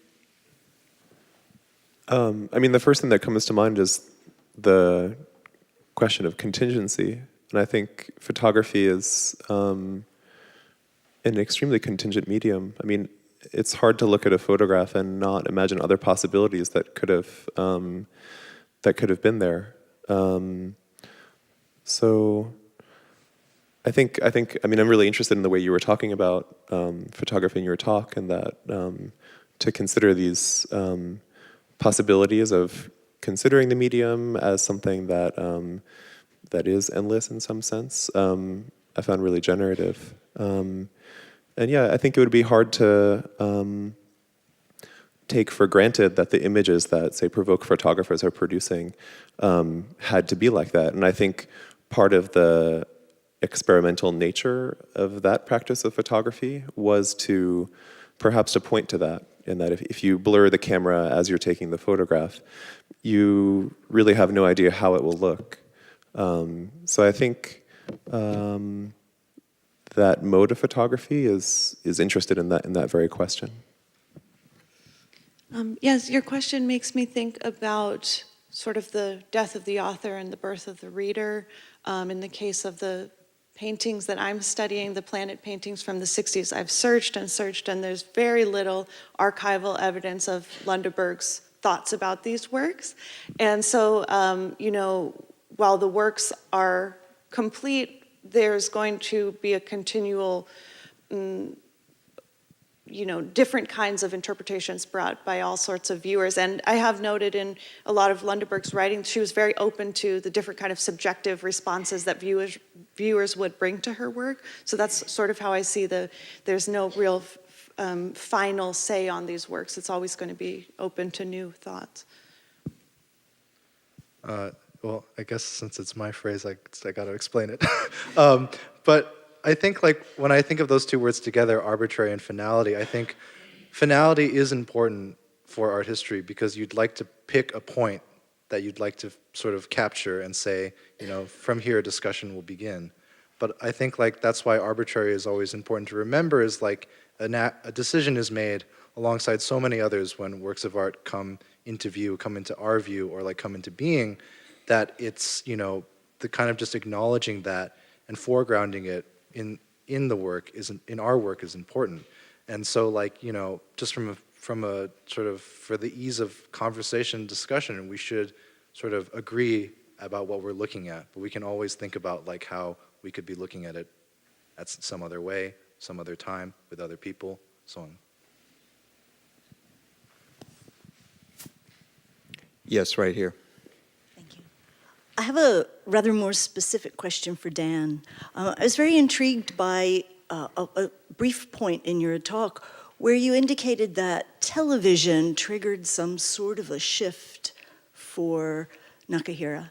And I wonder if you could expand on that a little and talk a little more outside of what you know from what Nakahira himself has said, what it might have been about television that actually shoved him into this other direction, which well, you could call it a direction of accumulation and, in a sense, banality.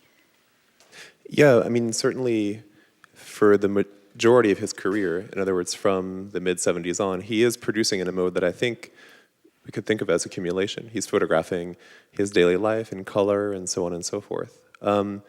As for television, it becomes a very common household item in the 60s, and in the 70s, more news channels appear. The range of options become a lot greater. And he was very concerned with the sort of pixelated TV image that I showed of this siege in the mountains. I mean, that's actually the event that prompted him to write this essay. He is thinking about the Discover Japan campaign. He writes a separate essay about it, but That televised episode, as it were, is what really pushes him to think in that way. And I haven't figured out yet at what point color becomes common, or really at what point the channels proliferate, and what the news companies, how many there were, and at what point they expanded.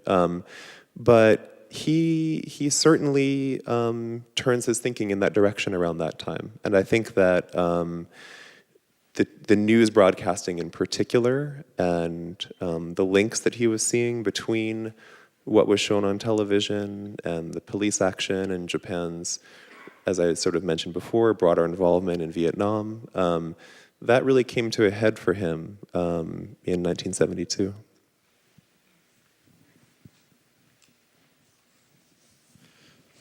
I was just thinking that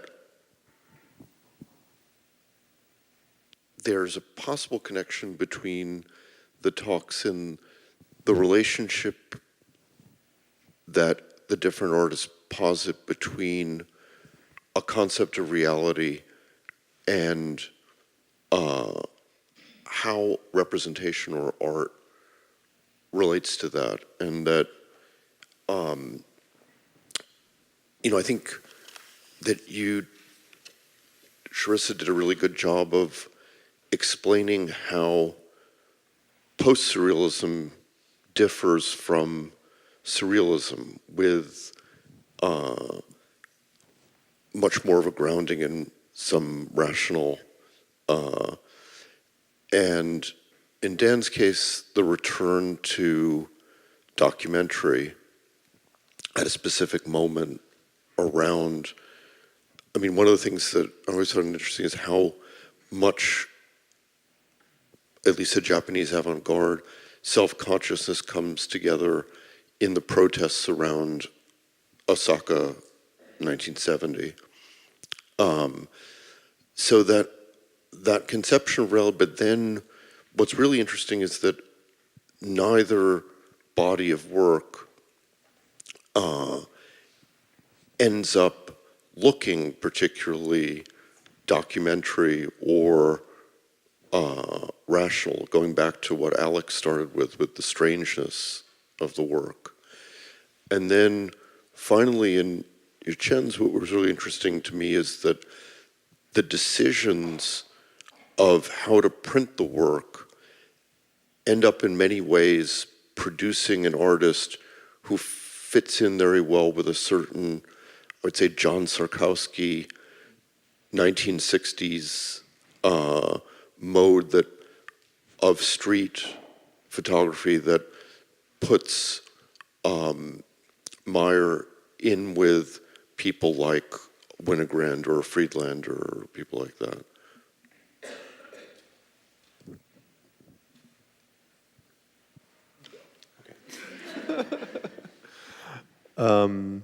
You started by talking about the relationship between representation and reality, and the first thing I thought is, Nakahita thinks that there's no separation between that. His idea is that photography is going to, that, as I think Sharrissa mentioned just a minute ago, that there would be no mediation, which, as I sort of indicated before, I think isn't really possible. And I was also struck by, you said, the work doesn't end up looking like documentary. And I know what you mean, in that, especially the last, even the Provoke work or all of the slides that I showed, doesn't correspond to a model of documentary photography that we might think about Louis Hine or somebody like that. And I agree, because it doesn't look like what we think of when we think of documentary photography. And part of me wants to say, well, but Nakahita is thinking about this other model of documentary photography, and that this color work especially, he's really investing himself in it. And maybe that is what documentary photography looks like. But at the same time, I think, but when he says document, he means unmediated representation of reality, and that's not actually possible. So that's kind of where I'm at as far as my own thinking about that work in relation to its representation of reality. Thank you for bringing up the issue of post-surrealism in Lindberg's work. And I think during the post-surrealist phase, when she's doing her representational 1930s science-themed paintings, she seemed to kind of be considering the issue of objective reality. Is there an objective reality? And while trying to kind of have these science-themed paintings relate to, logical considerations of, the phenomena that shape our world, she was also interested in something about the individual's subjective filtering of this information. And that comes out, I think, much more clearly and evidently in the 1960s planets, in which, and her larger body of work. I mean, the planets are just a subset of a much wider range of hybrid abstract and representational works, in which it's pretty clear, I think, that for Lindberg, there was no objective reality. Everybody's understanding of the world is very much based on their individual responses and collective, database of memories. So I think later in her career, it's evident that she's no longer attempting at all to depict some sort of objective reality. Yeah, I think objective reality is where I'd like to pick up too, because you mentioned John Sharkowski, who is very suspect about some sort of overarching objective reality, but very confident in the ability for photographs to demonstrate, to show a photographer's personal vision. And I think what that doesn't demonstrate is photographers, especially the photographers that Sharkowski liked, were not getting hits all the time. They just show you all their best hits in their prints. And part of the reason why Sharkowski hated the late Winogrand work was just because there was so much of it, and he had to wade through contact sheet after contact sheet of just what appeared to be nothing. And I think Mayer probably does in some extent belong to a group of photographers who care a lot about articulating a personal vision, but we should not forget that she also just had a lot of photographs of her documents, a lot of photographs of kids' birthday parties. And I think to consider a photographer's relationship with reality, however you want to describe it, is to consider all of these parts of it. It's not just about the great stunning hits that cause us to scratch our heads. It's also your finger in front of the camera, or the time you pressed the shutter release when it was still in the bag. Yes. These kinds of conferences, graduate student conferences, are often really valuable, I think, because they're a rare conference in the set that you are mostly going to be from the same generation. And it allows us to make generational dichotomies and oppositions, what seems to be structuring a new generation's approach to art history. So I just wanted to ask, as a general challenge to all three of you, one thing that I was struck by, that two of the talks are specifically about women artists. But the question of gender never seemed to come up as a structuring question for any of the talks, unless I drifted off in a moment of daydream, of arbitrary finality in my own mind. So, this is in part also a question for Dan, because his talk almost seemed explicitly to exile all women from its purview, except perhaps in the advertising images that were shown. So I just wanted to raise the question of gender and what it might do for all of your projects to be more explicit about its role in your histories. Well, so it was hard to carve down the dissertation chapter to 20 minutes. But in my larger project, I do look at the role of gender in terms of Lindberg's reception, particularly in the late 50s and early 60s, because due to her interest in sort of staying in between abstraction and figuration, she was excluded from certain very formative exhibitions, for abstract classicists. And so she's sort of very marginalized in scholarship on California hard edge painting because she's not abstract enough. So this was something I considered sort of bringing up in the talk, but I'm not sure why it ultimately didn't make the cut. Maybe, I think perhaps something I'm attempting to do, although I do address gender in the larger chapter, something I want to do is be able to look at issues that maybe help me explain the work better without kind of getting into this side track of, exhibition histories and things that are not related to my actual consideration of abstraction. So it's a struggle because definitely, the role of gender is very important in her work and in her reception histories, but it would be a little bit digressive for me to get into that and it shift me away from my overall argument, I think, is how I'd answer that. Thanks for bringing that up. I did not cover it very well or at all, I think, in the talk. But I think it's because it's a topic that really looms large to talk about Vivian Maier. And, I think the bare fact that she is a female photographer is one of the reasons why, I think she was so eagerly brought into the history of photography. And so I want to be careful about that. But on the other hand, I do think, Abigail Solomon Godot in her essay talks about how Maier has made a lot of photographs of confrontational portraits of people, and people are variously happy, okay, and sometimes very angry at her having taken their picture. And it seems like the angriest people are the wealthy older women on State Street in Chicago, for whatever reason. And so I think a really fuller investigation of what I mean by photographic encounter should and will take into account just the fact that she is this unmarried French, sort of affecting a French personality in America despite being born in America, and just how her very being in the world and being with those cameras certainly affected the kinds of pictures that she wanted to and probably enjoyed making. So thank you. Yeah, thanks for the question. The history of photography in Japan has been, for the most part, privileged male photographers, and I'm well aware that in the talk I'm presenting a line of men from Nakahita to Ri. And one thing that I think I want to point out about Provoke is that despite the fact that it is this radically theoretical intervention, it's a deeply orthodox group. Taki worked as a magazine editor for a number of publications.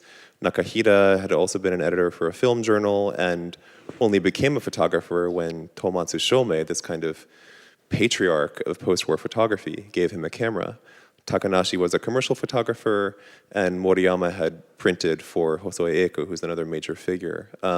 So I have, on the one hand, I'd like to address this structural question of why it is that not just say, well, yeah, the history of post-war Japanese photography has been the succession of men, but to sort of examine why that is. And that, I think, involves looking at structures of really magazines and magazine editors. But at the same time, as you know, because we've talked about this, and I guess I'll just say the sort of secret goal of my dissertation would be to connect Nakahita's practice of photography to the practice of a figure that I think you'll be interested in, who she documented her hometown in a mountainous area before it was flooded by a dam construction project. And she took tens of thousands of photographs to kind of document life in her village before it was erased. So I think, her name, yes, Masayama Tazuko. If you look up, there was a catalog of her work from a number of years ago.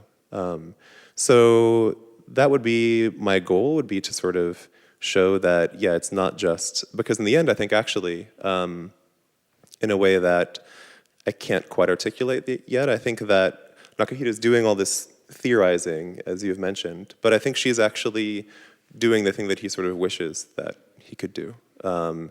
And I think it's my job to find the right terms to explain that. Yes, right here. Thank you. To follow up on the gender question, I have one specifically for the second talk, Lindberg's work, and I was wondering, in the earlier works you showed where she appears as this big female figure holding planets, or the macrocosm painting. Again, I think that was a female figure there. I wanted to hear your thoughts about the gender intervention that she's making there.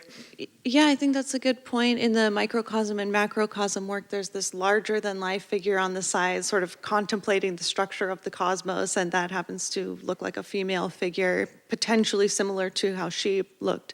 And yeah, there are quite a number of her earlier paintings which have, you know, the key figure is a woman. And I think there's definitely a lot that could be said about that, but it's not something I've focused on particularly since I sort of have been, I spent a lot of time trying to get to the abstract stuff. But yeah, I think you bring up a really interesting point about that work in particular, that this sort of, this figure who's contemplating and thinking and holding this kind of symbolic lens is a woman, and that is a powerful image. It strikes me on that note, there is a Hedy Lamarr played it's a movie from 1943. It involves astronomy, and Hedy Lamarr was, in addition to a beautiful actress, quite a brilliant scientist, as far as I recall. And that might be a way to address this question of what did it mean for a woman, literally to sort of intervene in this male-dominated discourse of science and outer space. And if I may add, it also reminds me of the Christian image of the Creator being male, but here we have a woman holding the planets and creating a vision of the world. So that could also be another direction to explore. Thank you. Any remaining questions? Rebecca?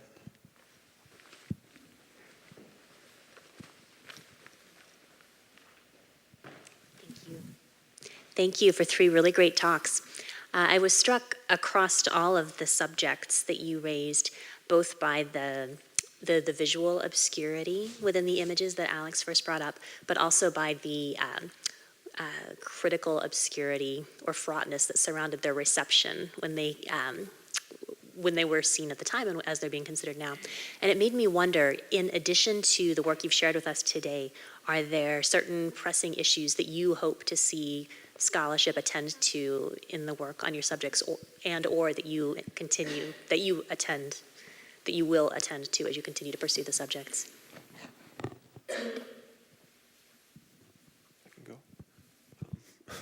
I mean, I think what I brought up at the beginning of my talk is that Nakahida's essays haven't been dealt with really in scholarship so far. There isn't actually, I think I can say this, I'll say it. I'm not involved with it, but I think there's a translation project with a whole volume of his essays that will be published sometime. I have no idea when it would actually come out, but I think that would be really important because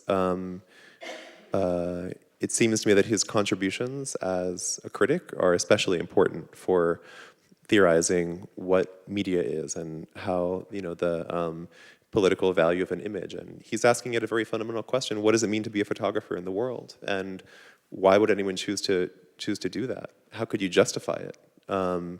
And those seem to me like very fundamental questions that still have some relevance today. And the idea of the systematization of vision, I mean, if we think about surveillance photography, it's, you know, systems have vision themselves now, and that relates to I think to the you know, what you were speaking about in your talk as well. So I think that's the main avenue that I'm thinking about. Thank you for the question. I really hope to see Lindberg in the future sort of celebrated for what she does with abstraction. It's not fully abstract. Some of them are very, you know, if it wasn't for certain titles like Sloping Horizon, you would just really see shapes and things like that. But I think that the insistence so far to always say that she's not abstract, that she's retains this figuration, has limited the way in which we consider how she really draws attention to abstraction as a process. And so I think it would be great. I myself want to write more about that, but I think to sort of celebrate this in-between state as showing us about both sides of this abstraction figuration. And we see this with people like Richard Diebenkorn and William de Kooning. It doesn't prevent them from being celebrated as abstractionists, and so I really hope that she will be, celebrated for her abstraction as well. My hopes, I think, are really like more pragmatic. The estate of Vivian Mayer is in serious conflict these days. I believe it is right now still in the Cook County Assessor's Office. There is no legal heir that has made a claim. Her archive is broken up. I think there are some guys in Switzerland who have some guys in Canada. John Maloof in Chicago has a vast majority of it. But I guess, like, ideally, I would like to see it enter the public domain, which would obviously be some pipe dream. But I guess, like, the actual, like, accessibility of this work is, to me, a huge concern. And the fact that work continues to be sold, and, like, there was just recently a show of her color photography through Howard Greenberg Gallery. Like, it continues to create what I feel like is a very inaccurate portrayal of this very interesting photographer. All right, well, join me in congratulating our three speakers. Thank you.